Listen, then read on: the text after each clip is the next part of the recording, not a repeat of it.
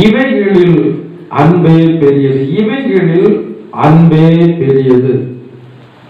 கர்த்தருடைய வார்த்தையின் மூலமாக நாம் அறிந்து கொள்கிறதான ஒரு முக்கியமான ஒரு சத்தியம் என்னவென்றால், இந்த உலகத்தில் இருக்கிறதான எல்லாவற்றை விட அன்புதான் மிக பெரியதாக இருக்கிறது என்று சொல்லி நாம் ஆராதிக்கிறதான தேவன் நமக்கு இந்த நாளிலே நமக்கு எடுத்து சொல்லி இருக்கிறார்.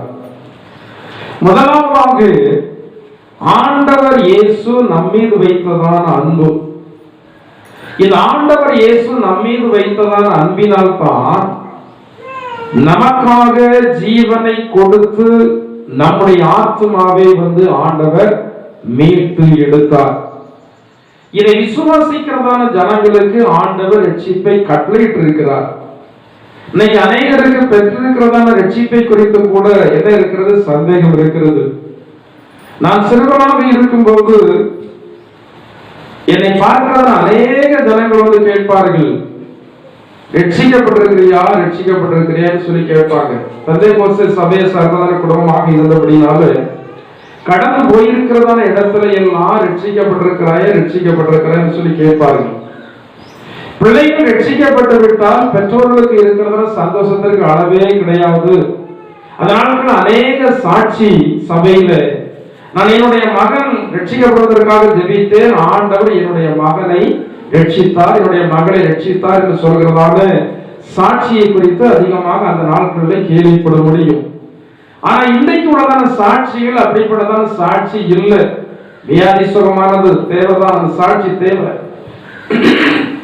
ஆனால் சரித்திற்கு அடுத்ததான காரியங்களை விட ஆவிக்குரிய காரியங்கள் ரொம்ப மேன்மையானதாக இருக்கிறது. ஆண்டவர் நம்மால் முடியாத காரியத்தை சில வேளைகளில் நாம் பலவீனத்தில் சிக்கி அழிந்து விடுவோமோ என்று சொல்லி நினைக்கிறதான நேரங்களில் ஆண்டவர் நமக்கு உதவி செய்தால் அது ஒரு பெரிய சாட்சி தான். என்னாலும் நம்முடைய ஆத்மா ரட்சிக்கப்படுவது என்பது மிக பெரிதான ஒரு சாட்சியாக இருக்கிறது. இந்த ரட்சிப்பை ஆண்டவர் இயேசு நம்மீது வைத்ததான அன்பினாலே அந்த ரட்சிப்பை எப்படி கொடுத்தாரா? இலவசமாக கொடுத்தார். இந்த ரட்சிப்பு மிக விலையேற பெற்றது. ஆனால் நம்மீது வைத்ததான அன்பினாலே ஆண்டவர் அந்த ரட்சிப்பை இலவசமாக என்ன செய்தார்? கொடுத்தார். இந்த ரட்சிப்பை எத்தனை பேர் நீங்கள் பெற்றிருக்கிறீர்கள்? எத்தனை பேர் நீங்கள் தைரியமாக சொல்ல முடியும், நான் கர்த்தருடைய நாமத்தால் ரட்சிக்கப்பட்டிருக்கிறேன்? நான் சொல்றது உங்களுக்கு புரியுதா புரியலையா? எத்தனை பேர் நீங்க ரட்சிக்கப்பட்டிருக்கிறீங்க? சிலருக்கு வழங்கல் நினைக்கிறேன். சிலர் நீங்க இருக்கிறீங்களா இல்லையா? இல்லை இவரு சொல்லி நம்ம கை வைக்கிறது. நான் கை வைக்க சொல்லும்போது கர்த்தருடைய நாமம் மகிமைப்படுகிறது. கர்த்தர் உங்களை பார்க்கிறார். நான் ரட்சிக்கப்பட்டிருக்கிறேன் சொல்லி தைரியமாக நீங்கள் கையை வைக்கும் போது இந்த கரத்தை நான் பார்க்கிறதை விட ஆண்டவர் என்ன செய்யறார்? பார்க்கிறார். உங்களை அநேகர் ரட்சிக்கப்பட்டிருக்கிறீங்க. எப்படி ரட்சிக்கப்பட்டீங்க? இதை கேட்கிறேன்னு சொல்லிதான் நானே பாச கையை வைக்கிறதுக்கு என் பேரை சொல்லி கேட்டா என்ன பதில் சொல்றது? எப்படி ரட்சிக்கப்பட்டீங்க? ஒரு காரியத்தை நீங்கள் பெற்றிருக்கிறீர்கள், எப்படி பெற்றீர்கள் என்பதை நீங்கள் தானே சொல்ல வேண்டும். அடுத்தவர்கள் சொல்லுவாங்க எப்படி ரட்சிக்கப்பட்டீங்க. பைபிள் சொல்லப்பட்டிருக்கிறது, கிருபையினாலே அடுத்த சொல்லுங்க, கிருபையினாலே விசுவாசத்தை கொண்டு நீங்கள் ரட்சிக்கப்பட்டீர்கள். இது உங்களால் உண்டானது அல்ல, இது தேவனுடைய ஈவு. தேவன் உங்கள் மீது வைத்ததான அன்பினாலே கிருபையாக கொடுத்தார். இந்த கிருபையாக இந்த ரட்சிப்பை பெற்றுக் கொள்வதற்கு நமக்கு என்ன தேவை? விசுவாசம். என்ன விசுவாசம்? அது சொல்லப்பட்டிருக்கிறது, ஆண்டவராகிய இயேசு நம்முடைய பாவங்களுக்காக சிலுவையிலே மரித்தார், அவர் மரித்து மூன்றாவது நாள் உயிரோடு எழுந்தார் என்றதான விசுவாசத்தை இருதயத்தில் கொண்டு நாவினால் அறிக்கை செய்தார். நம்முடைய பாவங்களை அறிக்கை செய்தார், நம்முடைய குற்றங்களை அறிக்கை செய்தார், நாம் என்ன செய்கிறோம்? ரட்சிக்கப்படுகிறோம். இந்த ரட்சிப்பை ஆண்டவர் எதினாலே நமக்கு தந்தார்? அவர் நம்மீது வைத்ததான மிகுந்த அன்பு. இன்னைக்கு ஏன் அநேக ஜனங்கள் ஆண்டவராகிய இயேசு கிறிஸ்துவை சரியாக தேட முடியவில்லை, ஆண்டவராகிய இயேசு கிறிஸ்துவுக்காக ஏன் வாழ முடியவில்லை என்றால், இவர்கள் ஆண்டவருடைய அன்பை ருசி பாராதவர்கள். ஆண்டவருடைய அன்பை நீங்கள் ருசித்து பார்த்திருப்பீர்கள் என்றால், அங்கே பக்தன் சொல்வது போல, சொல்லப்பட்டிருப்பது போல, பிதாவானவர் நமக்கு பாராட்டினதான் அன்பு. நீங்க நெருக்கப்படுறதான வேளையில தேவன் உங்களுக்கு அன்பு பாராட்டினார். சுகவீனத்தில் இருந்ததான வேளையில தேவன் உங்கள் மீது அன்பு பாராட்டி உங்களுக்கு விடுதலை தந்தார். சத்துரு உங்களை நெருக்கி ஒடுக்கி வந்து வைத்திருந்தான். அந்த சத்துரு வந்து உங்களை நெருக்கி ஒடுக்கி வைத்திருக்கிறதான வேளையில ஆண்டவரே என்னை காப்பாத்துங்க என்று சொல்லும் போது ஆண்டவர் அந்த பயங்கரமான சாத்தானுடைய அடிமைத்தனத்தில் இருந்து நம்மை மீட்டு எடுத்தார். இதையெல்லாம் நாம் அந்தந்த வேளைகளில தேவனுடைய அன்பை ருசித்து பார்க்க தேவன் நமக்கு தந்ததான தருணம் வேலை. ஆனா இப்போது குறிப்பிடத்தக்கதான விதத்துல நம்முடைய வாழ்க்கையில பிரச்சனைகளில் இருந்து ஆண்டவர் நம்மை விடுதலையாக்கினார் என்றதான ஒரு சாட்சி உங்களிடத்துல இல்லாமல் இருக்கலாம். கிறிஸ்தவ வாழ்க்கை என்பது அனுதினமும் அற்புதத்தினுடைய வாழ்க்கை அல்ல, அனுதினமும் அநேக நெருக்கத்தின் வழியாக செல்கிறதான ஒரு வாழ்க்கை. இன்றைக்கு ஆண்டவருக்காக மரித்தால் பரலோகம் போய்விடலாம் என்று சொல்லி சொன்னா நானும் மறிச்சுடுவேன். நீ மறிச்சுட்டா போவோம், நீங்க போயிடலாம். நான் சொல்றது புரியுது, உங்களுக்கு புரியலையா? காது கொடுக்க ஒரு மனுஷன் ஆண்டவருடைய பெயருக்காக செத்துட்டு அவன் பரலோகம் போயிருவான்னா நானும் இன்னைக்கு மறிச்சுடுவேன். நீங்க எத்தனை பேர் வந்து இல்லை இன்னும் 100 வருஷம் 1000 வருஷம் இருக்குன்னு நினைச்சிட்டு இருக்கீங்களோ தெரியல. ஆனா உலகத்துல இருப்பதற்கு என்ன கிடையாது, இருப்ப கிடையாது. உலக வாழ்க்கை என்பது கடினம் போக போக ரொம்ப ரொம்ப ரொம்ப கடினமா தான் இருக்கும். எனவே இந்த உலக வாழ்க்கையை முடிக்கிறது நல்லது. ஆனா கிறிஸ்தவ வாழ்க்கை என்பது அது அல்ல. நீங்க நல்லா அறிந்து கொள்ள வேண்டும். கிறிஸ்தவ வாழ்க்கை என்பது கிறிஸ்துவுக்காக ஒரே நாள் செத்து போகிறதான வாழ்க்கை அல்ல. பக்தன் பவுல் சொல்கிறார், நான் அனுதினமும் சாகிறேன்.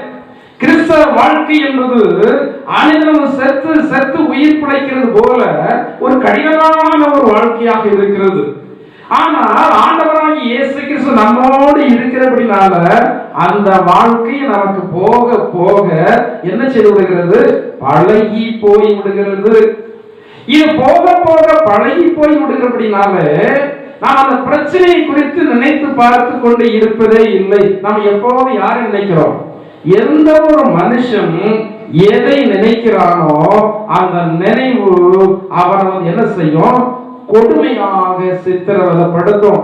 சில நல்ல சுகமா தான் இருப்பாங்க, ஆனா அவங்க நினைத்து கொண்டிருப்பாங்க, எனக்கு சுகமே இல்லை, எனக்கு சுகமே இல்லை.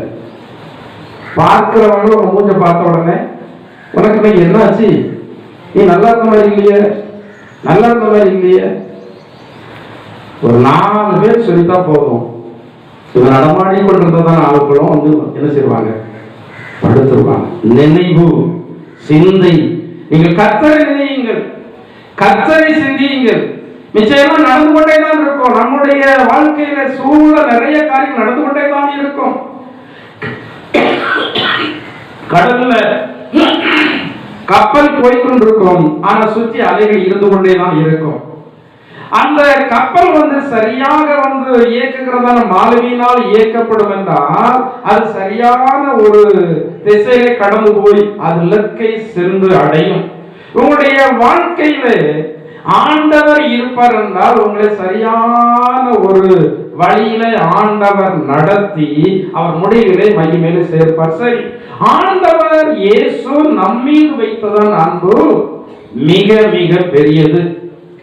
அதற்கு அடுத்தாற் போல தேவனுடைய பிள்ளைகளாகிய நாம் அன்பிலே எப்படிப்பட்டவர்களாக இருக்க வேண்டும் என்று சொல்லி வேதத்துல எங்கெங்க சொல்லி இருக்கிறது, இது நாம் சற்று சிந்தித்தால் நலமாக இருக்கும்.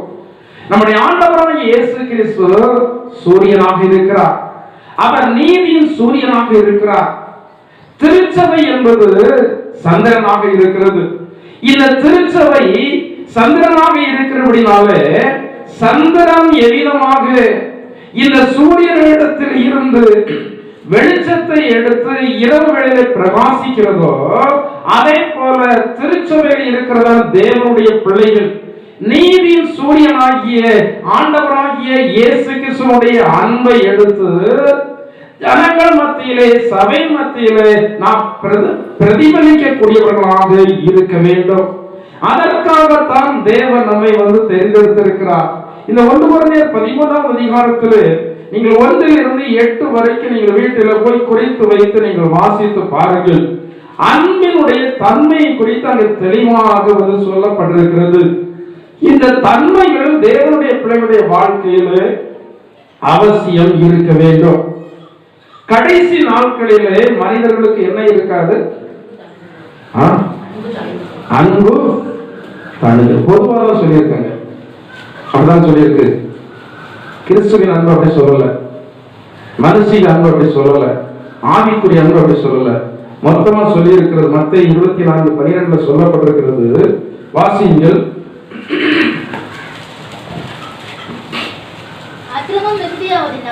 அக்கிரமம் மிகுதியாவதினால் அநேகருடைய அன்பு தணிந்து போய்விடும். அன்பு தணிந்து போய்விடும். இது 2 விதமான அன்பை குறித்து சொல்லி இருக்கிறது. ஒன்று சுபாவத்தின்படியான அன்பு தணிந்து போய்விடும்.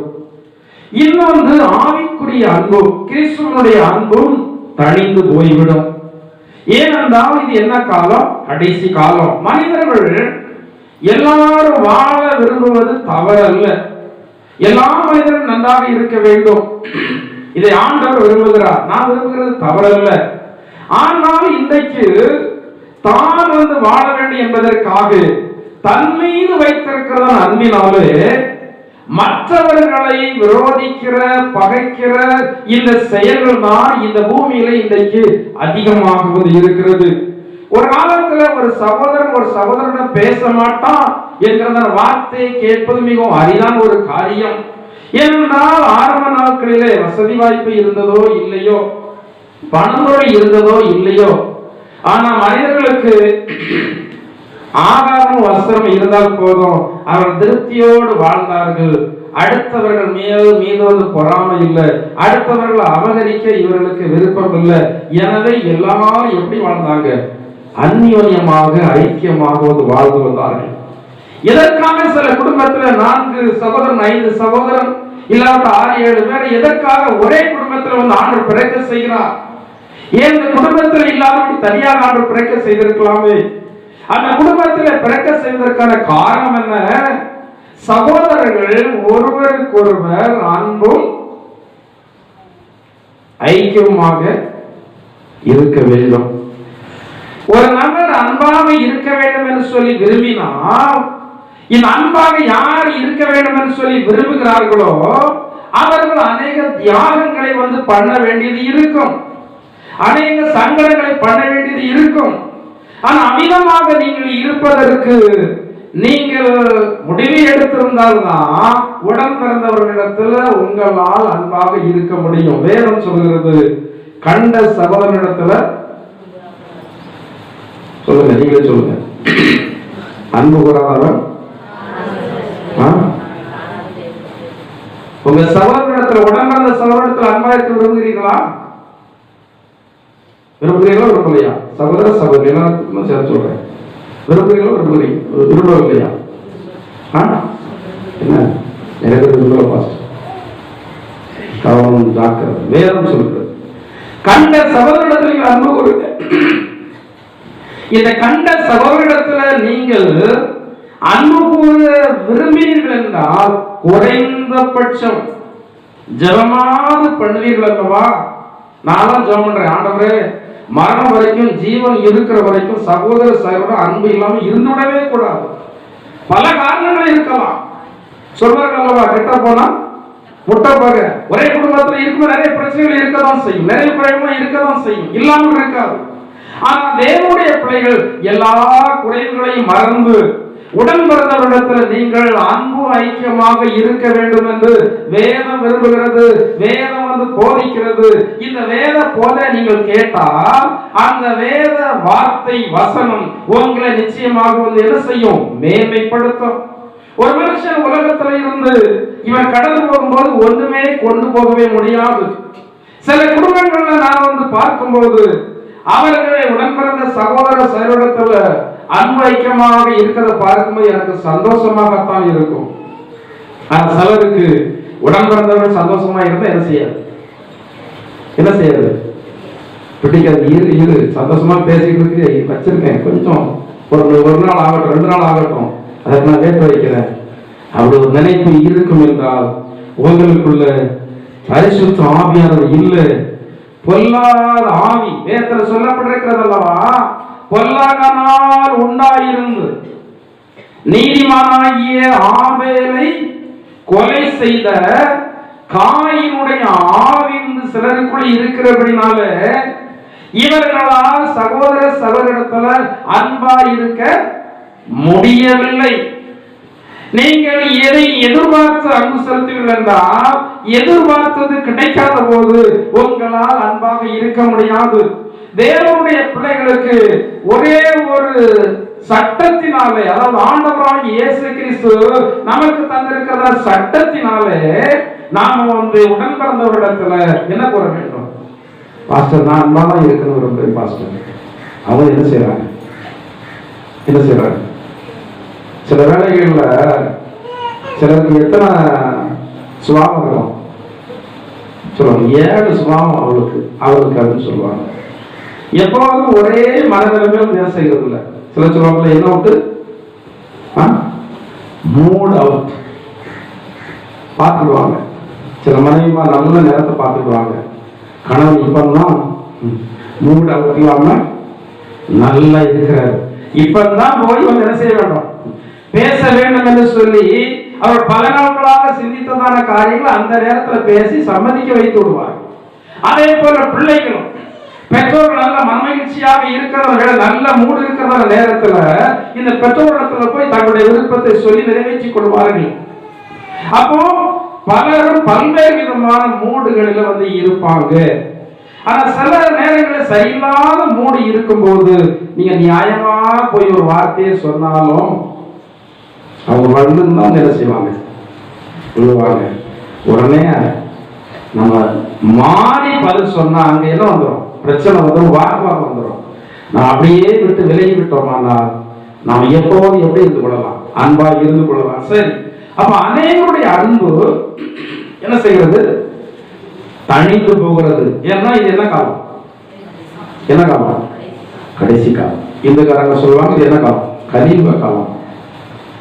கலியுக காலம். அது ஒரு சமஸ்கிருத வார்த்தை. எனவே கலியுக காலம், தமிழ் வார்த்தை என்பது கடைசி காலம். என்ன உலகம் முடிய போய் அடுத்த ஜெனரேஷன் என்பது இருக்குமா இல்லையா என்பது தெரியாது. என்றால் இப்போதே விஞ்ஞானிகளுக்கு கணிக்க முடியல, ஒன்றும் உலகத்தில் என்ன நடக்கும் என்பது கணிக்க முடியவில்லை. மருத்துவர் உலகம் மிகவும் குழம்பி போயிருக்கிறது. இப்போ நீங்கள் மருத்துவமனைக்கு போனா மருத்துவமனையில கண்டுபிடிச்சி ட்ரீட்மெண்ட் கொடுக்கறது இல்லை. ஏனென்றால் இப்போது வருகிறதான வியாதி எல்லாம் கண்டுபிடிக்க முடியாத வியாதிகள் தான் மனிதர்களுக்கு வந்து கொண்டிருக்கிறது. நிறைய சுகமாக்க முடியாத வியாதிகள் எல்லாம் இந்த பூமியில இதுவரைக்கும் இருக்கிறது போக போக அதிகரித்து கொண்டேதான் இருக்கும். ஏனென்றால் இது என்ன காலம், கடைசி காலம். கடைசி காலத்துல தேவனுடைய பிள்ளைகள் தேவன் சொல்கிறதான வார்த்தை அப்படியே கேட்கணும். மற்றவர்கள் எப்படி இருந்து விட்டு போகட்டும், மற்றவருடைய அன்பெல்லாம் தனித்து போகட்டும், அதை பற்றி பிரச்சனை இல்லை. நாம் எப்படி இருக்கிறோம். 1 கொரிந்தியர் 16:14 வாசிங்க.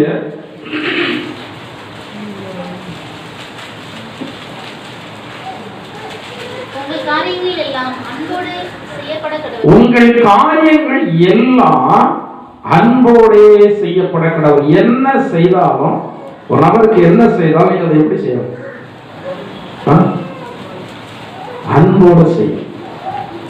வெறுப்போடு செய்யக்கூடாது, விரோதத்தோடு செய்யக்கூடாது. எந்த காரியமாக இருந்தாலும் மற்றவர்களுக்கு நாம் செய்கிறதான காரியங்கள் அன்போடு என்ன செய்ய வேண்டும், செய்ய வேண்டும்.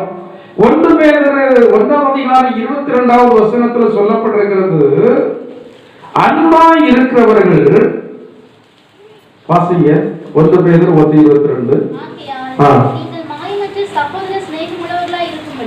மாயமற்ற சிநேகமுடையவர்களாய் இருக்கும்படி ஆவியினாலே சத்தியத்திற்கு கீழ்ப்படிந்து உங்கள் ஆத்துமாக்களை சுத்தமாக்கி கொண்டவர்களாய் இருக்கிறபடியா. போதும். நீங்க ரோமர் 12:9 வந்து வாசித்து பாருங்க. அதுல சொல்லப்பட்டிருக்கிறது மாயமற்ற அன்பு. என்ன செய்யணும்? அன்புல மாயமான அன்பு இருக்கிறது, மாயம் இல்லாத உண்மையான அன்பு இருக்கிறது. 2 விதமான அன்பு இருக்கிறது. இது எப்படி கண்டுபிடிப்பது? மாயமான அன்பை எப்படி கண்டுபிடிப்பது? கண்டுபிடிக்க முடியுமா? கண்டுபிடிக்க முடியுமா? முடியாதா? முடியுமா? முடியாது. கவனிக்கிறீங்களா? ஒரு நபர் மாய்மாலமாகத்தான் நம்மிடத்தில் அன்பாகி இருக்கிறார் என்பதை உங்களால் கண்டுபிடிக்க முடியுமா?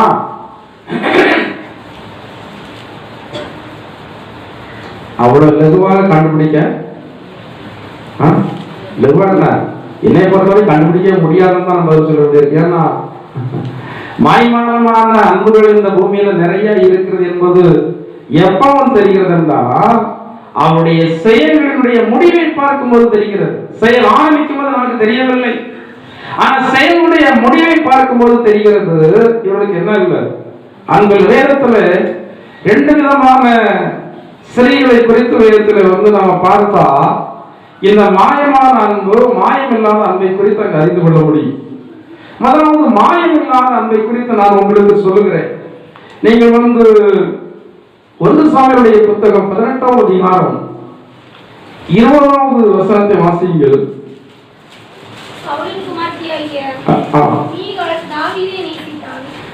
சவுலின் குமாரத்தியாகிய மீகாள் தாவீதை நேசித்தாள். 19ஆம் அதிகாரம் 11-17 வரைக்கும் நீங்கள் வீட்டுல போய் வாசித்து பாருங்க. 11-17 வரைக்கும் நீங்கள் வீட்டுல போய் வாசித்து பாருங்க. இந்த மீகாள் தாவீதை நேசித்தாள் என்று சொல்லி சொல்லப்பட்டிருக்கிறது. அந்த நேசம் வந்து எப்படிப்பட்டதான நேசம், எப்படிப்பட்டதான அன்பு, அவள் நேசித்ததான அன்பு உண்மையான அன்பு தானா என்று சொல்லி தான் 19-11 வரைக்கும் சொல்லப்பட்டிருக்கிறது. பாருங்க, இந்த சவுலுடைய மகள் மீகாளை தாவீது வந்து திருமணம் முடித்திருக்கிறார். இப்போது மாமனாருக்கும் மருமகனுக்கும் என்ன வந்துச்சு? மனக்கசப்பு வந்துச்சு. எதனால மனக்கசப்பு? மருமகனுடைய சொத்தை எடுத்ததுனாலயா? இல்ல. இந்த தாவீது புத்திமானாய் நடந்து கொள்கிறான், வர வர வெற்றி அடைகிறான். இந்த தாவீதோடு கூட யார் இருக்கிறார்? கர்த்தர் இருக்கிறார். இப்போ சவுல் நினைக்கிறான், இந்த தாவீதை வந்து நாம் உயிரோடு விட்டால் நம்முடைய ராஜாங்கத்திற்கு பாதிப்பு வந்துவிடும், இந்த தாவீதை நம்மை கொண்டு விட்டு ராஜாவாக மாறிவிடுவான் என்பதற்காக இவனை கொலை செய்து விட வேண்டும் என்பதற்கு ஆயுதமாக யாரை பயன்படுத்த பார்க்கிறான்? அவன் நேசித்ததான மனைவியை வந்து பயன்படுத்த பார்க்கிறான்.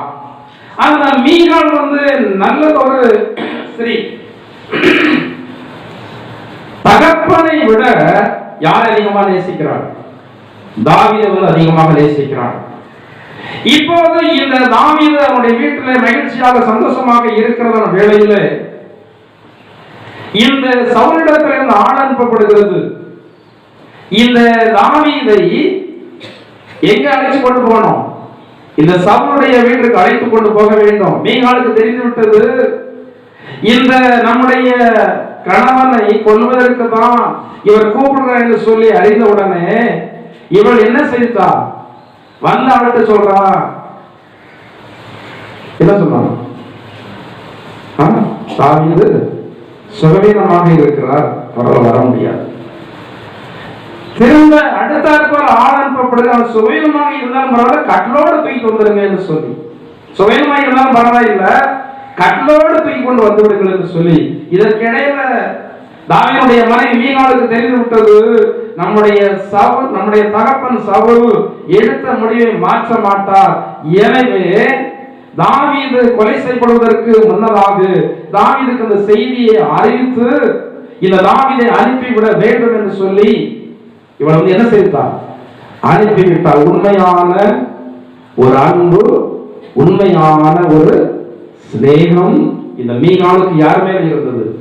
தாவீதின் மேல வந்து இருந்தது. தகப்பனை விட அன்பு வந்து இந்த கணவன் மேல அவ்வளவு அன்பு இருந்தபடினா அன்றைக்கு சாக வேண்டியதான தாவீது அவனுடைய மனைவியின் மூலமாக என்ன செய்கிறார்? காப்பாற்றப்படுகிறார். சரி, நான் அப்படியே விடுகிறேன். இந்த ஸ்திரீக்கு இந்த கணவன் மீது அப்படி ஒரு அன்பு இருந்தது. நீங்க மாய்மானமான அன்பை பார்க்க வேண்டுமானால் நியாயாதிபதிகளில் 16ஆம் அதிகாரம் 13வது வசனத்திலிருந்து 21ஆம் வசனம் வரைக்கும் நீங்க வாசித்து பாருங்கள். 15ஆம் வசனத்தை வாசிங்க. அப்பொழுது அவள் அவனை பார்த்து, உன் இருதயம் என்னோடு இல்லாதிருக்க உன்னை சிநேகிக்கிறேன் என்று நீ எப்படி சொல்லலாம்? போதும், உன்னை இருதயம் என்னோடு இல்லாதிருக்க நீ எப்படி என்னை சிநேகிக்கிறேன் என்று சொல்லி சொல்லலாம் என்று சொல்லி கேட்கிறது யாரு? யாரு யார் கேட்கிறா? யாரு? தெரியல. பேர் என்னது? தெரியட்டா? நல்ல தெரியல, தெரியல. அவ பேர் தெரியல. இந்த சிம்சோன் தெரியலால் நம்மீது வைத்திருக்கிற அன்பு உண்மையான அன்புதான் என்று சொல்லி இவன் அவளிடத்திலேயே மயங்கி கிடக்கிறான். ஆனால் தெரியலால் இவன் மீது வைத்ததான அன்பு உண்மையான அன்பு இல்ல. ஆனா இவன் மாய்மாலமாக இருந்து கொண்டு இவள் யாரை குற்றம் சாட்டுகிறாள்? சிம்சோனை குற்றம் சாட்டுகிறாள். நீ உண்மையான அன்பு ஏன் வச்சிருக்க, நீ எப்படி சொல்லலாம்? இந்த விடுதலைய எனக்கு வந்து என்ன செய்யவில்லையே, விடுதலை ஆக்கவில்லையே என்று சொல்லி இந்த தெளிவாள் சொல்லும் போது இந்த தெளிவாள் மீது வைத்ததான அன்பினாலே இவனுடைய இருதயம் மிக அதிகமாக அங்கலாய்க்கப்பட்டது சொல்லி சொல்லப்பட்டிருக்கு. அதிகாரத்தை வாசித்து பாருங்க. அவள் மீது வைத்ததான அன்பு, இந்த தெளிவாள் மீது வைத்ததான அன்பு, இவன் உண்மையான அன்பை வைத்திருந்தான். ஆனால் இந்த தெளிவாளோ இந்த சிம்சோன் மீது உண்மையான அன்பை வைக்கவில்லை. கடைசியில நடந்தது என்ன தெரியுமா? இந்த தெளிவாள் மூலமாகவே யார் அழிந்தார்? சிம்சோன் அழிந்தது யார் மூலமாக? தெளிவாள் மூலமாக. அங்கே தாவீது தப்பினது யார் மூலமாக? மீகாள் மூலமாக. மாயமான அன்பிற்கும் மாயமில்லாத அன்பிற்கும் வித்தியாசம் இருக்கிறது. மாயமுள்ளதான அன்பில் இருக்கிறதான ஜனங்கள் உங்களை கொல்வதற்கு அஞ்ச மாட்டாங்க. இந்த மாயமானதான அன்பை நீங்கள் அது ஒருவேளை கண்டுகொள்ள முடியாமல் இருக்கலாம். ஆனால் நீங்கள் ஆண்டவர் மீது அன்பு வைத்திருப்பீர்கள் என்றால் அந்த மாயமான அன்புள்ளதான ஜனங்களுடைய மாய்மாலம் ஏற்ற நேரத்தில் உங்களுக்கு பாதிப்பு வருவதற்கு முன்னதாக அது என்ன செய்துவிடும்? வெளிப்பட்டு விடும். இந்த தாவீது தேவனோடு ஐக்கியமாக இருந்தார். இந்த தாவீது சிறு வயது முதலையே அவருடைய திருமண வாழ்க்கைக்கு முன்னதாகவே இவன் ஆண்டவரை நேசித்தவன், அவன் ஆண்டவருக்காக வாழ்ந்தவன், அவன் தேவனுடைய வார்த்தைகளை வந்து அதிகமாக வாசித்தவன், அவன் அதிகமாக தேவனை வந்து துதித்தவன். எனவே இவனுடைய வாழ்க்கையில இவனுக்கு எதிரான மனிதனிடத்துல தேவன் இவனை ஒப்பு கொடுக்கவே இல்லை. சவுலுக்கு இந்த தாவீதின் மூலமாக நன்மை கிடைத்திருந்தது. என்ன நன்மை? பொல்லாதாவி வரும்போது யார்தான் வரணும்? தாவீது வரலாம். அந்த பொல்லாதாவி என்ன செய்யாது? ராஜா. ஆனா திடீர்னு சொல்லி அவனுக்கு பொல்லாதாவி என்ன செய்யுது? இதே மாதிரி தான் சில ஜனங்களுக்கு திடீர்னு என்ன ஆகி வருது? சில விசுவாசிகளுக்கு திடீர்னு என்ன ஆகி வருது? கவனிக்கிறீங்களா? இடம் கொடுத்தா அது எங்க கூட வந்து நின்றுவோம், இங்க கூட வந்து நின்றுவோம். பல்லவத்துல போய் இருந்தா வந்து ஆவியில ஒரு ஆவி. என்ன ஆவி? சத்தமுடைய ஆவி தானே. தேவபுத்திரை இருக்கிறவன் இடத்துல பாருங்க, தூதர்களோடு கூட இவன் ஒருவனாக நின்று கொண்டிருக்கிறான். அவனால அங்கே தேவனுக்கு முன்பதாக நிற்க முடிகிறது என்றால் ஏன் உங்களிடத்தில் வர முடியாது? பேதுருவினிடத்தில் வந்தவன் ஏன் உங்களிடத்தில் வர முடியாது? யூதாசினிடத்தில் புகுந்தவன் ஏன் உங்களிடத்தில் புகழ முடியாது? நீங்கள் பேதுருவாய் இருந்து புகுந்தால் தப்பிக்கொள்ளலாம். யூதாசாக இருந்து புகுந்தால் உங்களுக்கு அதோ கதிதான். பேதுருக்கு யூதாசுக்கு ஒரு வித்தியாசம் உண்டு. பேதுரு ஒருவேளை பின்மாறி போனவன் தான், ஆண்டவருடைய அன்பை விட்டு விலகி போனவன் தான். ஆனால் இந்த பேதுருக்குள்ளாக தேவனுடைய வார்த்தைகள் வந்து நிறைந்திருந்தது. எந்த ஒரு தேவனுடைய பிள்ளைகளுக்குள்ளே தேவனுடைய வார்த்தை நிறைந்திருக்கிறதோ அவர்களை பார்த்தாலே சாத்தான் என்ன செய்வான்? பயப்படுவான். இன்றைக்கு அநேகருடைய இருதயத்தை பணாசை நிரப்பி வைத்திருக்கிறது. அநேகருடைய இருதயத்தை பொருளாசை நிரப்பி வைத்திருக்கிறது. அநேகருடைய இருதயத்தை பெருமை நிரப்பி வைத்திருக்கிறது. அநேகருடைய இருதயத்தை விரோதம் நிரப்பி வைத்திருக்கிறது.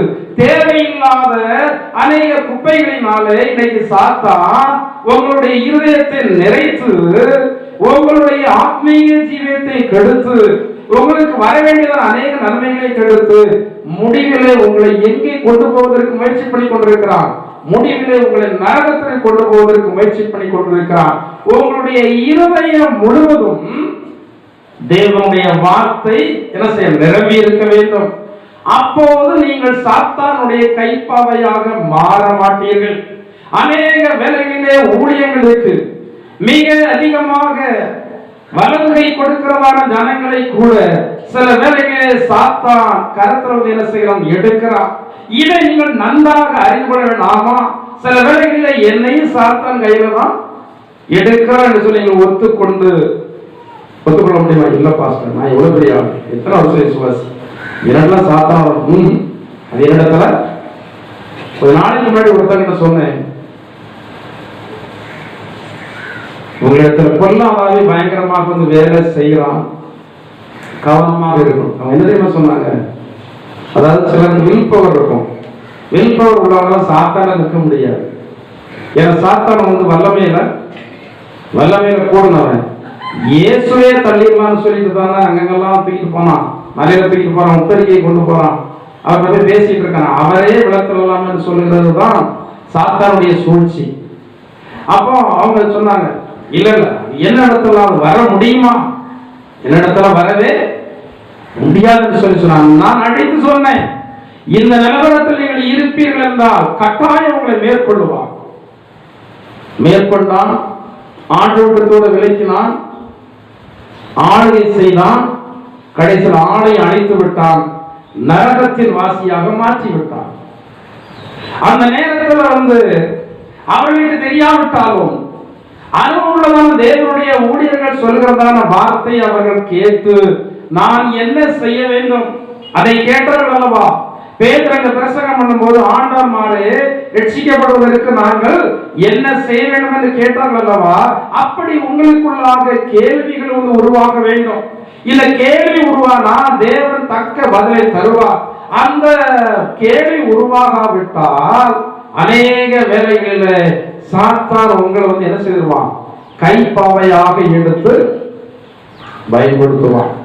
சாத்தான் யாரை கைப்பாவையாக எடுத்து பயன்படுத்துகிறானோ அவர்களுக்கு விரோதமாக நீங்கள் பேசி பயனில்லை, அவர்களுக்கு விரோதமாக புத்தி சொல்லி பயனில்லை. ஏனென்றால் அவர்கள் சாத்தானால் வழிநடத்தப்பட்டு கொண்டிருக்கும் போது நீங்கள் சொல்லுகிறது எதையுமே காதுல வாங்குவதற்கு அவர்கள் தயாராக இல்லை. அவர்கள் சாத்தானால் வழிநடத்தப்படுகிறார்கள் என்றால் ஒரே ஒரு காரியம் தான் செய்ய முடியும், அவர்களுக்காக நீங்கள் ஆண்டவரிடத்தில் ஒப்பு கொடுத்து என்ன செய்ய ரசிக்கலையா? சபை பிரசங்கம் தான் இருக்கும், சுவிசேஷ பிரசங்கம் வேற மாதிரி இருக்கும். அவர்களுக்காக ஜெபம் பண்ணுவதே அல்லாமல் வேற ஒண்ணுமே செய்ய முடியாது. ஜெபம் மட்டும்தான் அவர்களை மீட்டு எடுக்கும். அவர்களுக்காக நீங்கள் ஜெபிக்கும் போது அவர்கள் மீது தேவன் கிருபை பாராட்டி அவருடைய ஓங்கிய வயிற்றினால் நீட்டிய கரத்தினால் அவர்களை சாத்தானுடைய அடிமைத்தனத்தில் இருந்து மீட்டு எடுப்பார். சில வேளைகளில் ஆவிக்குரிய ஜனங்களாக இருந்தாலும் உங்கள் மனைவிமார்களிடத்துல பேய் இறங்கதான் செய்வான். சில வேளைகளில் உங்களுடைய புருஷன்மாரிடத்துல பேய் இறங்கதான் செய்வான். சில வேளைகளில் ஜெபிச்சு வளர்த்தா உங்க பிள்ளைகளிடத்துல பேய் இறங்கதான் செய்வான். இந்த பேயெல்லாம் மேற்கொள்ள வேண்டுமானால் நமக்கு ஆவிக்குரிய போராயுதமாகிய விசுவாசம் மட்டுமல்ல, நமது விசுவாசத்தினால் என்ன செய்ய வேண்டும்? ஜெபிக்க வேண்டும். அங்கே சொல்லப்பட்டிருக்கிறது, ஒன்று மாய்மாலமான அன்பு, இன்னொன்று மாயம் இல்லாத அன்பு. ஆண்டுடைய பிள்ளைகளுக்கு கர்த்தருடைய வார்த்தை சொல்கிறது, உங்கள் அன்பு அன்புல என்ன இருக்கக்கூடாது? மாயம். வாயில ஒரு பேச்சு, இருதயத்தில் ஒரு எண்ணம் இருக்கக்கூடாது.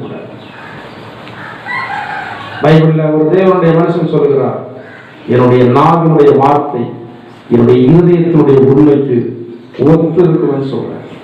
வாயில் அன்பு போல பேசுகிறது. முடியுமான கண்ணீர் கூட விட்டுருவாங்க.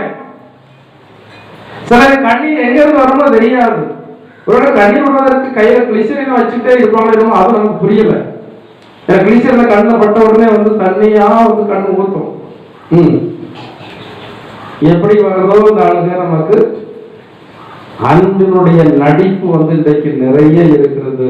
ஆண்டவரே, நம்முடைய ஜெபத்தில் ஆண்டவரே நடிக்கிற அன்பை அடையாளம் கண்டுகொள்ள எங்களுக்கு தாருங்க, கிருபை தாருங்க. எனக்கு ஒரு பெரிய கிருபை தேவையாது.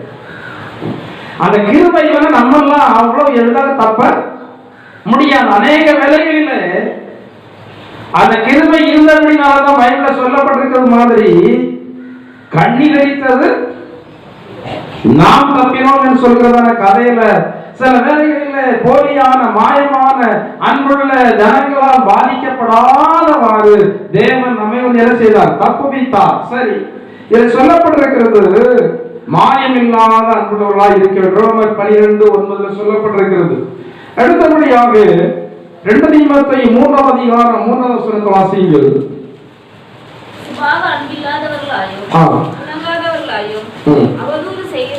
சரி, நீங்க வீட்டுல போய் ஒன்றுல இருந்தே ஒரு சில வசனங்கள் வீட்டுல போய் வாசித்து பாருங்க. மனிதர்களுக்கு என்ன அன்பு இருக்காது?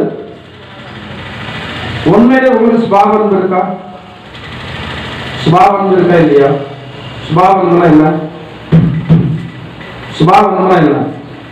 கணவன் மனைவியை நேசிக்கும். இது எல்லாம் அன்பு. சுபாவத்தில் பெற்றோர்கள் யாரை நேசிக்கும்? பிள்ளைகள் நேசிக்கும். பிள்ளைகள் யாரை நேசிக்கும்? பெற்றோர்கள் நேசிக்கும். சிநேகிதர் நேசிக்கும். சகோதரன் நேசிக்கும். இந்த அன்பு மற்றவர்களை விட தேவனுடைய பிள்ளைகளிடத்தில் அதிகமாக இருக்கிறது. சுபாவத்தின்படியான அன்பு. யாரை நம்பி எங்கேயும் போய்விட முடியாது. ஏன்னா பணத்திற்காக எதையும் செய்வாங்க. ஒரு ஆள் அந்த இடத்துல கூட்டிட்டு வர்றதுனால ஒரு 5 லட்சம் ரூபாய் வந்து கிடைக்கும். கூட்டி கொண்டு மட்டும் விட்டா போதும்னா, கூட்டி கொண்டு மட்டும் விட்டா போதும் 10 லட்சம் ரூபாய் கிடைக்கும். அப்படி இப்படி சம்பாத்தியம் பண்ண முடியுமா? அன்பெல்லாம் ஒரு சில 1-2 மாதங்களுக்கு முன்னாடி கோயம்புத்தூர்ல ஒரு நண்பன் மூலமாகவே ஒரு நண்பனை கூட்டிட்டு போய் இந்த நண்பன் காட்டி கொடுத்த அப்படின்னால, தனியா ஒரு இடத்துல கூட்டு போன அப்படின்னால மதுபானத்தை நிரம்பர வாங்கி கொடுத்து நரவடி கொடுத்தாங்க. இவன் நண்பன் தானே, எப்போதும் வந்து பார்க்கிறதா நண்பன். அப்ப மதுபான பிரியர்களுக்கு எப்போதும் மதுபானம் குடிக்கணும்னா இவங்களுக்கு தலைக்கே சரி இருக்காது. விளம்பரம் இல்லாமல் விஷக்கூடியது. நீங்க ஒழிச்சு கொண்டு வச்சாலும் சமுத்திரத்துல அடியில தான் கடை இருக்கனாலும் அங்கேயே நீந்தி போயிடுவான். மலையில கொண்டு வச்சாலும் நான் சில பேர் நினைக்கிறது மலையில மேல கொண்டு வச்சிடலாமா அப்படின்னு. அப்புறம் டெய்லி பணத்தை தான் அங்கிருந்து மேல இவனுக்கு இருக்க முடியாது. அங்கேயுமே குடிச்சு மேல கீழதான். அப்ப என் மதுபானம் இவன் குடிக்காம இருக்க முடியல. யாராவது வாங்கி தருவாங்க. நான் இது கொண்டு இருக்கிறான் மதுபான கடை பக்கத்துல. ஒரு நண்பர் வந்தான், எவனுக்கு கோட்டத்தனை வேணும் நான் தாரேன்னு சொல்லிட்டு போனான். கோட்டனை புள்ளே தாரேன்னு சொல்லிட்டு வாங்கிட்டு போய் தனியா ஒரு இடத்துல கொண்டு போய் வேற ஒரு ஆள் இடத்துல ஒப்படைச்சுட்டான். எத்தனை லட்சம் ரூபாய் கிடைச்சது தெரிய கண்டுபிடிச்சிட்டான். கடைசியில போன உயிர் மனுஷனுக்கு பணத்தை பார்த்த உடனே அன்பெல்லாம் மனுஷன் தான் வாழ்வதற்காக, தான் ஆடம்பரமாக வாழ்வதற்காக எதையும் செய்ய துணிகிறதான ஒரு காலம். என்னால் தனக்கு கொஞ்ச காலம்தான் உண்டாயிருக்கிறது என்பதை சாத்தான் அறிந்திருக்கிற மனிதர்கள் அறிந்திருக்கிறார்களோ அறியவில்லையோ, சாத்தான் அறிந்திருக்கிறார். பைபிள் சொல்லப்பட்டிருக்கிறது, தனக்கு கொஞ்ச காலம்தான் இருக்கிறது என்பதை உணர்ந்த சாத்தானானவன் அவன் மிக அதிகமாக பூமியில் உள்ள ஜனங்கள் மத்தியிலே என்ன செய்து கொண்டிருக்கிறான்? கிரியை செய்து கொண்டிருக்கிறான். இந்த கிரியைகளுக்கு இடம் கொடுக்கிறதான ஜனங்கள் சாத்தானால் வஞ்சிக்கப்படுவார்கள், சாத்தானால் வழிநடத்தப்படுவார்கள். நான் உங்களுக்கு எக்ஸாம்பிள் சொல்லிக் கொண்டதான் நிறைய சொல்லிக் கொண்டிருக்கலாம். இந்த பூமியில சுபாவ அன்பு இல்லாதவர்கள் நிறைய பேர் இருக்கிறாங்க. ஏனென்றால் இது கடைசி காலம். தேவனுடைய பிள்ளைகளுக்கு சுபாவத்தின்படி என்ன வேணும்? அன்பு வேண்டும். லூக்கா சுவிசேஷம் 6 அதிகாரம் 32 வசனத்தை வாசியுங்கள். லூக்கா 6:32. உங்களை சிநேகிக்கிறவர்களையே நீங்கள் சிநேகித்தால் உங்களுக்கு பலன் என்ன? பாவிகளும் தங்களை சிநேகிக்கிறவர்களை என்ன செய்யறாங்க? சுபாவத்தின்படியான அன்பு என்னவென்றால், உங்களை ஒருத்தங்க சிநேகித்தால் நீங்க அவங்கள என்ன செய்யணும்? அந்த சிநேகம் இருக்கா? சிநேகம் இருக்கா? உங்களை நேசிக்கிறாங்க, நீங்க அவங்கள நேசிக்க முடியல உங்களால. சிலருடைய அன்பெல்லாம் உண்மைதான்.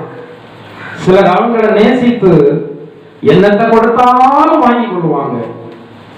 ஆனா இவங்க அந்த நேசத்தினால ஒரு சிறிய ஒரு உதவியை கூட, பைபிள் என்ன சொல்லப்பட்டிருக்கிறது தெரியுமா? அன்பு வெறுமையா வசனத்தினாலும் நாவினாலும் அல்ல, கிரியையினாலும் உண்மையினாலும் என்ன புறக்கடவும்? கிரியையினாலும் உண்மையினாலும் அன்பு புறக்கடவும். இன்னைக்கு நிறைய பேர் வாயில மட்டும்தான் அன்பு, ஆனா செயல்களில என்ன கிடையாது? செயல்கள் அன்பு கிடையாது. ஒருவர் உங்களுக்கு உதவி செய்தா நீங்க என்ன செய்யணும்? இல்ல அவங்களுக்கு நிறைய இருக்கிற செய்யலாம். கைமாறு கருதாம உதவி செய்கிறது அது ஒண்ணு இருக்கு. கைமாறு கருதாம யாருக்கு உதவி செய்யலாம்? கைமாறு கருதாம யாருக்கு உதவி செய்யலாம்? அதான் எனக்கு தரையே வேண்டாம் அவங்க, அப்படி யாருக்கு செய்யலாம்? வஸ்திரம் இல்ல ஒருத்தருக்கு அவங்க என்ன இருக்கலாம்? அவங்ககிட்ட வஸ்திரத்தை கொடுத்துட்டு நம்ம எதிர்பார்க்கவே, எந்த நேரத்தில் எதிர்பார்க்கிறது தேவையே கிடையாது. அது சரி கிடையாது. ஏன்னா அவரோட வஸ்திரம் இல்லாதவங்க, நமக்கு ஆர்டர் அநேக வஸ்திரங்கள் தந்திருக்கிறார், அவரிடத்துல கொடுத்துட்டு எதிர்பார்க்க கூடாது. அதே மாதிரி ஆகாரம் இல்லாதவங்க இருக்காங்க. ஆகாரம் இல்லாதவங்களுக்கு ஆகாரத்தை கொடுத்துட்டு நீங்க அவங்களிடத்துல ஆகாரத்தை எதிர்பார்க்க கூடாது. பைபிள்ல சில கருத்துக்களை ரொம்ப தெளிவா எழுதியிருக்கும். உதவி செய்ய வேண்டும் என்று சொல்லி இருக்கிற இடத்துல என்ன சொல்லி இருக்கிறதுன்னா, வஸ்திரம் இல்லாதவர்களுக்கு வஸ்திரத்தை கொடுங்க, ஆகாரம் இல்லாதவர்களுக்கு ஆகாரத்தை கொடுங்க. ஒருத்தன் தாகமாய் அவனுடைய தாகத்தை, ஆனா வேற உதவிகள்லாம் செய்ய சொல்லல. நம்ம சிலருக்கு சில ஆடம்பரத்துக்கு சில உதவிகளை செய்யறதும் நம்ம என்ன செய்யறோம்? பைக் வாங்குறதுக்கு காசு கொடுத்துறோம், வீடு கட்டுறதுக்கு காசு கொடுத்துறோம், டிவி வாங்குறதுக்கு காசு கொடுத்துறோம். நம்ம உண்ணாம உடுத்தாம வச்சிருப்போம். அவங்க அதை கொஞ்ச நாளைக்கு முன்னாடி ஒரு நாள் ரொம்ப கஷ்டப்படுவார் என்பதற்காக ஒரு 4000 ரூபாய் பல வருஷங்கள் வாங்கிவிட்டு, ஆனா எனக்கும் அந்த நேரத்துல ஒரு வஸ்திரம் கூட எடுப்பதற்கு வழி கிடையாது. அவ்வளவு கஷ்டத்துல இருந்தேன். ஆனா பாவம் அவர்களுக்கு அந்த 4000 ரூபாய் கொடுத்தா அந்த 4000 ரூபாய் வச்சு அவங்களுக்கு அனுதினமும் ஒரு 50 ரூபாய் 100 ரூபாய் வருமானம் வர்ற மாதிரி இருக்குமே அப்படின்னு சொல்லிட்டு இன்னொருத்தங்கிட்ட கடனா வாங்கி 4000 ரூபாய் கொடுத்தேன். அவங்க என்ன தெரியுமா செய்தாங்க? அந்த ரூபாயை கொண்டு போய் அவர்கள் இருந்ததான ரூம்ப அழகா சீலிங்லாம் பேக் பண்ணி நல்ல பெயிண்டிங்லாம் அடிச்சு நல்ல புது பொருள் போற எனக்கு தூக்கி வாரி போட்டுது. அந்த வீட்டுக்கு போற ஒரு சூழ்நிலை எனக்கு தூக்கி வாரி போட்டுது. இவ்வளவு கஷ்டப்பட்டு அடுத்தவங்கிட்ட வாங்கி கொடுத்தோம், அவங்க லகுவாக அந்த காரியத்தை செய்து விட்டார்கள் என்று சொல்லி எனக்கு மனசுக்கு இருந்த வேதனைக்கு என்ன இல்லை, அளவே இல்லை. அப்பதான் ஆண்டவர் பேசுறாரு, ஆகாரம் இல்லாதவனுக்கு ஆகாரம் கொடுக்கலாம். அவன் ஒருவேளை வாயில உன்னை ஆசீர்வதிக்க வந்தாலும் அவன் வயிறு பண்ண வயிறு திருப்தியாகுது தெரியுமா, ஆசீர்வதிக்கும். நமக்கு நல்ல நினைக்கிறது தெரியாது. நம்ம பேசாது என்று சொல்லி நினைக்கிறது நம்ம மேல சாபத்தை சுமத்தி விட்டோம். நம்ம பைபிள்ல சொல்லப்பட்டிருக்கு, ஒரு வயல்ல ஒருத்தர் வேலை செய்வான்னா அவனுக்கு கரெக்டா கூலிய கொடுக்கலன்னா அது அழுவான். எது அழும்? பைபிள் சொல்லியிருக்கிறோம். நான் சொல்றேன், படைச்சால்கள் அழும். யாருக்கு சாதாரணமா இருந்தாலும் அந்த வயல்ல ஏன் நெற்றி வேலை சிந்தி வேலை பார்த்தானோ அவனுக்கு சாதாரணமா அந்த படைச்சால் அழுதுச்சுன்னா அந்த வயல்ல எப்படி பலம் கிடைக்கும்? உனக்கு ஒருவேளை பலம் கிடைச்சு நீ அறுத்து கொண்டு வந்தாலும் எப்படி நிம்மதியா வீட்டுல வச்சு சாப்பிட முடியும்? அது மருத்துவமனைக்கு போய்விடும், அது வீணாக வந்து போய்விடும். இன்னைக்கு கிறிஸ்தவ ஜனங்கள் அநேகருக்கு எது பேசும் எது பேசாதுன்னு சொல்லி தெரியாது. பைபிள்ல யோபுடைய சரித்திர புத்தகத்தில் சொல்லப்பட்டிருக்கிறது, வஸ்திரம் இல்லாதவருக்கு நான் வஸ்திரம் கொடுத்தபடினால அவனுடைய எடை என்னை புகழ்ந்தது என்று சொல்ற.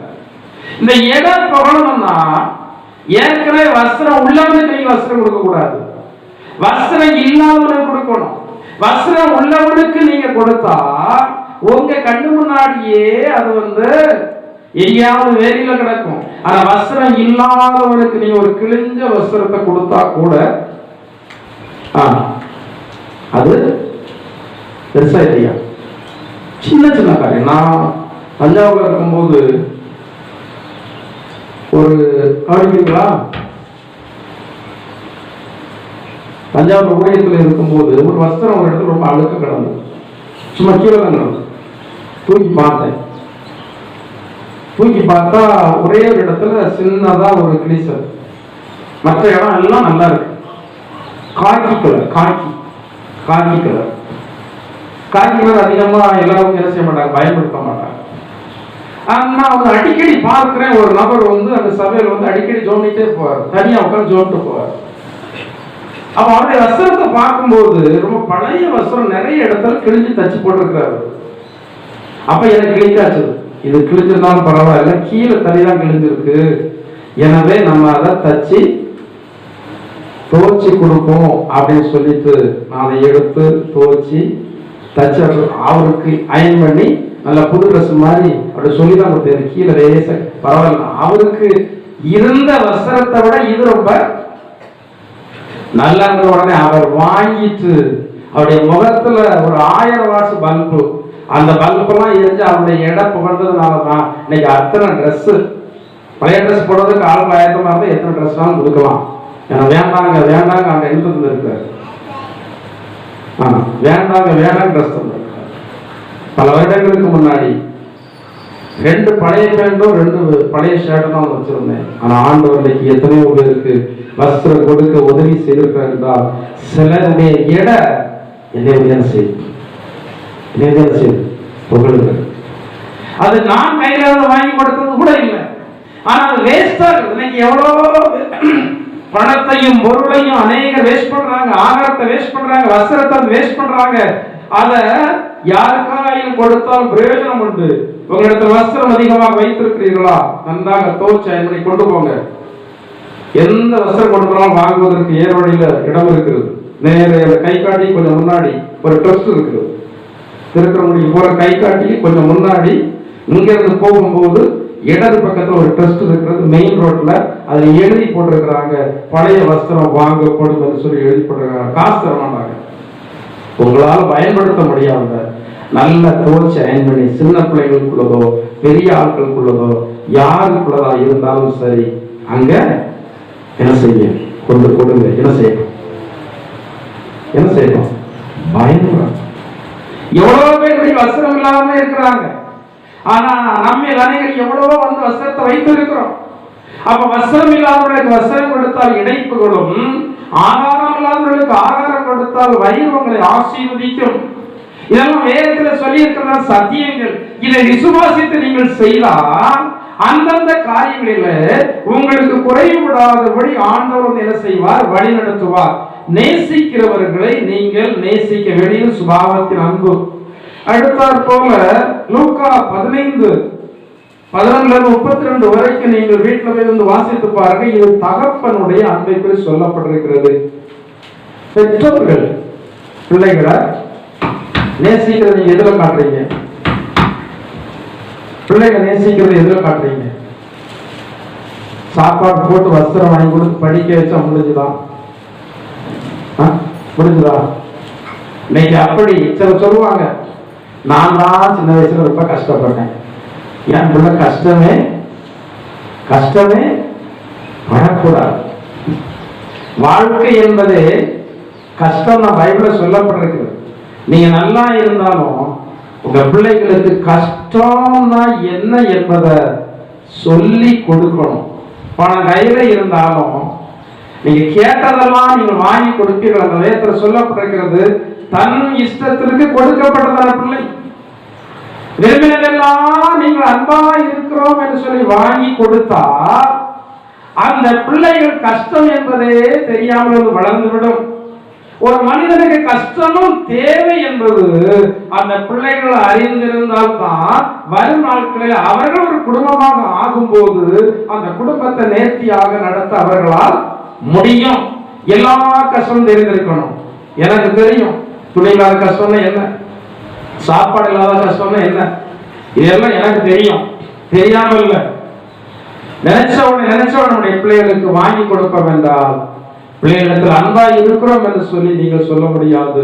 நீதிபதிகளில் சொல்லப்பட்டிருக்கிறது, பிள்ளைகளை நடக்க வேண்டிய வழியில நடத்தணும். அன்பா இருக்கிறவன் ஏற்கனவே அவனை தண்டிக்கிறான். அதுக்காக வாலிபர்கள் ஆனவர்கள் தண்டிக்கிறேன்னு சொல்லிட்டு என்ன செய்யக்கூடாது?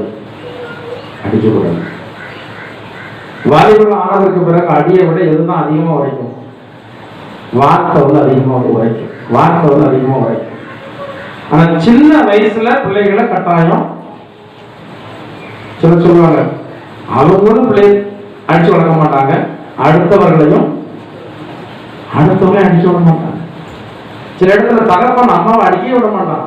சில இடத்துல சண்டை தான், நான் பத்தினா நீங்க பத்தியலாம் அப்படின்னு. அப்புறம் சில பெற்றோர்கள் சில தாய்மார் சொல்லுவாங்க, நீங்க வந்து 10 மாசம் சுமந்து வளர்த்துருந்தா தெரியும், எனக்கு தான் தெரியும் அந்த பிள்ளையோட அருமை. பிள்ளை வந்து என்ன செய்ய மாட்டாங்க, பிள்ளை லேசா கூட என்ன செய்யறாங்க, என்ன செய்யக்கூடாது. பிறந்த உடனே என்ன கேள்வி கேட்பாங்க? பிள்ளை செஞ்சுதானே கேட்பாங்க. நர்ஸ் அழுதுச்சா? நல்லா அழுதுச்சா? அப்ப நல்ல பிள்ளைகள் என்ன செய்யணும்? நம்ம சாப்பிடுறதான சாப்பாடு செரிமானம் ஆகணும்னா நம்ம எப்படி வந்து வேலை செய்தா செரிமானம் ஆகுமோ அதே போல பிள்ளைகள் கொஞ்சம் அழுதாதான் அந்த பிள்ளைகளுக்கு செரிமானம் ஆகும். இல்ல அளவே இல்லாம தான் மங்கட்ட மாதிரி மங்கட்டையா வளர்ந்துருப்பாங்க. அந்த பிள்ளைகளுக்கு அறிவு புத்தி யாரையும் குறிச்சு சொல்ல, பொதுவான கருத்தம் சொல்ற, பிரசங்கத்துக்கு வர சொல்றேன். பிள்ளைகள் அழுதா அந்த பிள்ளைகள் ரொம்ப ஆரோக்கியமா இருக்கிறன்னு சொல்லி அர்த்தம். சரி, ஏற்கனவே பிள்ளைகளை என்ன செய்யறான்? தண்டிக்கிறான். அப்ப நம்ம பிள்ளைகள் மீது அன்பு இருந்தா இந்த தாய் தகப்பன் பிள்ளைகளை தண்டிக்கணும்.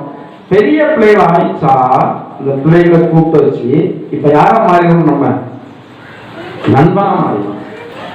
அவ்வளவு இல்லையா? துன்பமா மாறிடக்கூடாது. உங்க பிள்ளைகள் ஒரு இடத்துல எல்லா காரியத்தையும் சொல்வதற்கு தைரியம் கொண்டிருக்காங்களா? எல்லாத்தையும் உங்க அம்மா அப்பா சொல்றது தைரியம் வச்சிருக்கியா? போலீஸ் சொல்றாங்க, அவன் தான் கலந்தப்படுத்தான், நல்ல பையன், கேட்கணும்ல, நான் எக்ஸாம்பிளுக்கு சொல்லிட்டேன், அவ்வளவுதான், தப்பா நினைச்சேன். சரி, போலீஸ் வந்து அவங்க பெற்றோர் இடத்துல தைரியமா போய் அப்பா அம்மா இப்படி சொல்ல தைரியம் இருக்கா? நான் சொல்றேன், என் மகளுக்கு தைரியம் இருக்க இடத்துல சொல்றேன். அதுக்காக அவளை இஷ்டத்துக்கு விட்டு விடுறதில்ல. பிள்ளைகளுக்கு வாலிபர்கள் ஆனதற்கு பிறகு பெற்றோரிடத்துல எல்லா காரியத்தையும் சொல்வதற்கு என்ன இருக்க வேண்டும்? தைரியம் இருக்க வேண்டும். அந்த அளவுக்கு நீங்கள் அவர்களோடு ஒரு நல்ல உறவை வந்து பேணிக்கொள்ள வேண்டும். பணத்தை பொருளை கொடுத்தால் மட்டும் அன்பு சொல்லி நினைத்து விடக்கூடாது. இந்த பிள்ளைகள் சிறுவர்களாக இருக்கும் போது கம்ப வைத்து அடிச்சுதான் வளர்க்கணும். ஒடிச்சு வளர்க்காத முருங்கையும் இது ஒரு தமிழனுடைய பழமொழி. ஒடிச்சு வளர்க்காத முருங்கையும் அடிச்சு வளர்க்காத பிள்ளையும் ஒருபோதும் அது விலகி கொள்ளாது. நல்லா இருக்கணும்னா பிள்ளைங்க வந்து அடிச்சுதான் என்ன அவ்வளவு அடி அடிச்சிருக்காங்க. சில மணிக்கணக்கா வந்து ஏங்கிட்டு இருக்கக்கூடிய அளவுக்குலாம் அடிச்சிருக்காங்க. இப்பெல்லாம் பெற்றோர்கள் தான் ஏங்கி அழுதுருக்காங்க, பிள்ளைகளுக்கு ஏங்கி அழுறாங்க.